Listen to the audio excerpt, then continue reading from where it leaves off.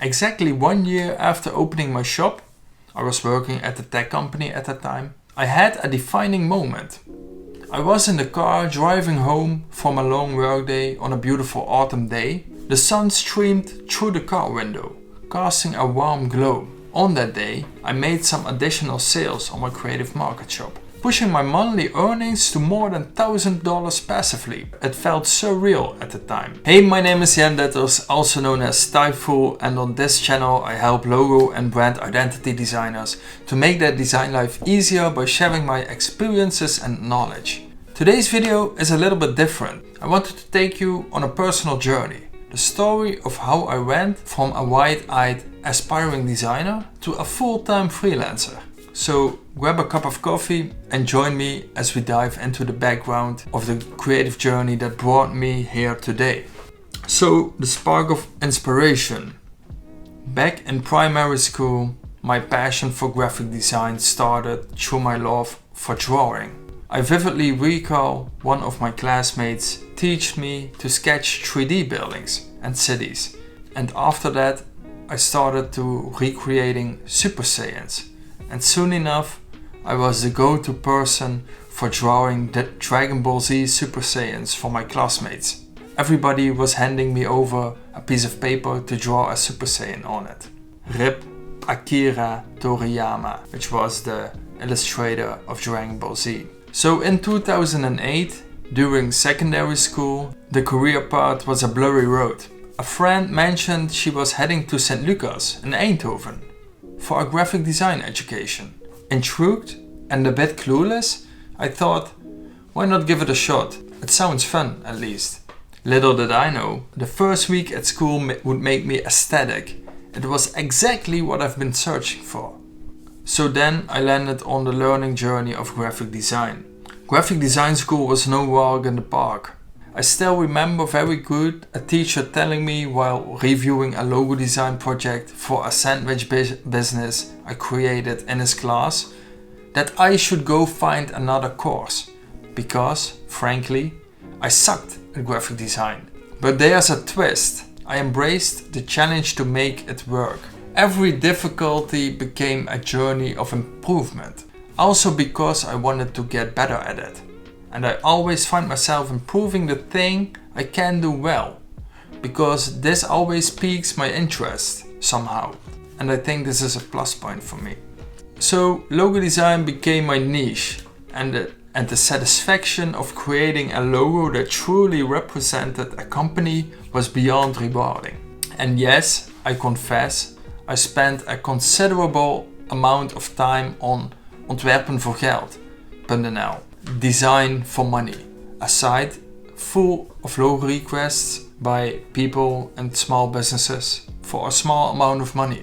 And that's where I earned my first €50 for a logo design. It came from designing a logo for Rob Kersen Photography. And after this first payment, I was hooked. And I probably spent like 1,000 hours on that site designing logos in my free time, and I think I earned about €750 in total. Not the most profitable venture, but the lessons learned were worth more than the money earned, and it made me realize that there is money to be made in the creative sector.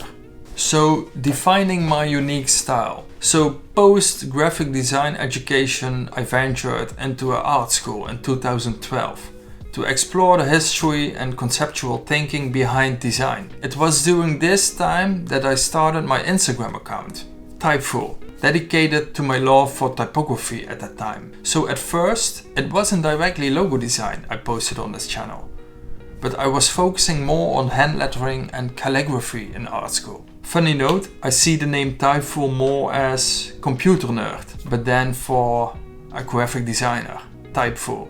But let me be honest, it wasn't until after graduation that I truly discovered my design style. Unsuccessful in finding work in the design field right away, I find myself working at Levi's. To challenge myself and to build my portfolio, I took on challenges like 36 Days of Type, the Daily Logo Challenge, and lettermark explorations, which was a thing back in 2017, I think.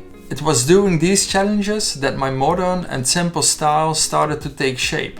the transition to freelancing. So with these side projects, I built my portfolio and landed my first graphic design job in 2017.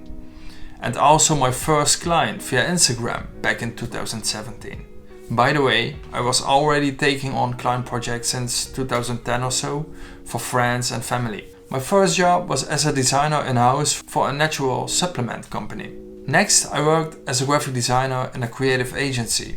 And after that, I have been a designer in-house for a great tech company. But since I was building my social presence for Typeful, I started to land more and more logo design projects on the side. And how badly I always wanted to be a full-time freelancer, I didn't know if I found it worth the pressure to constantly be on the lookout for new projects to generate money.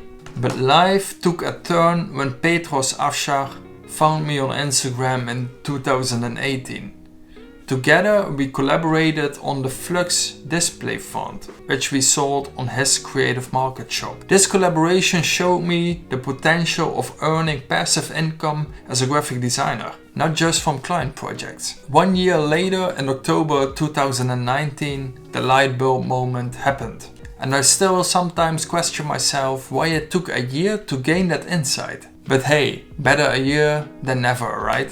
I started my own shop on Creative Market, selling typefaces and design templates I use for my clients. This not only provided an additional income stream, but also showcased my design skills to a broader audience. And with these side projects, I built my portfolio, and not only were digital products on the rise, but the joy of creating logo designs for wonderful clients also became a regular part of the journey. Exactly 1 year after opening my shop, I was working at a tech company at that time, I had a defining moment.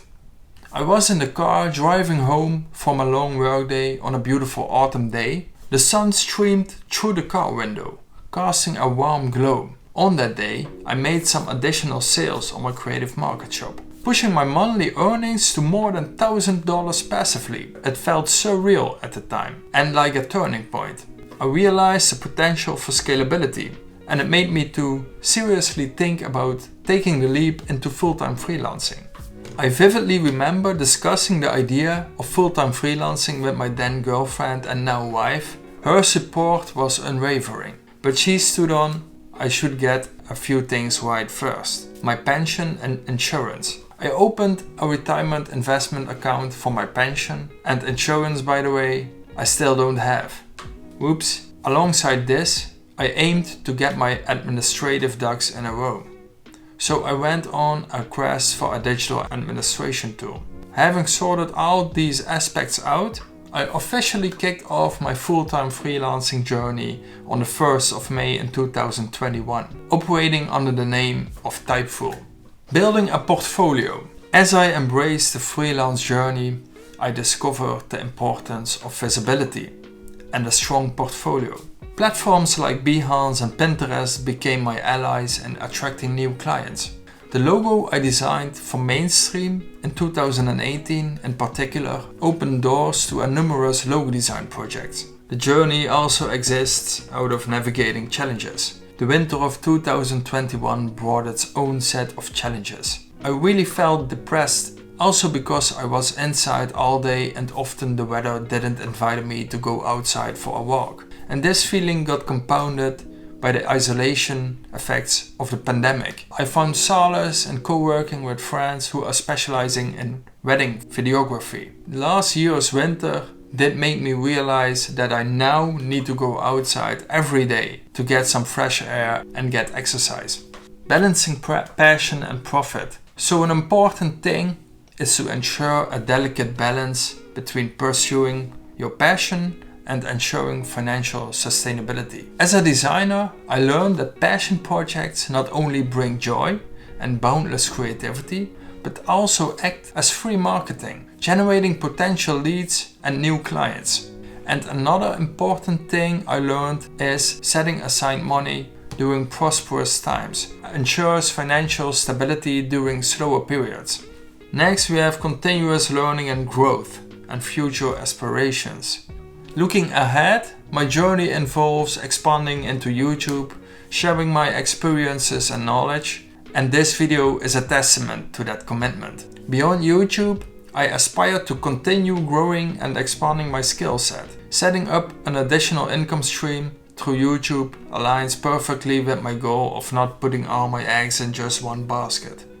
And of course, there's the extension of my webshop with more time-saving and well-designed digital products.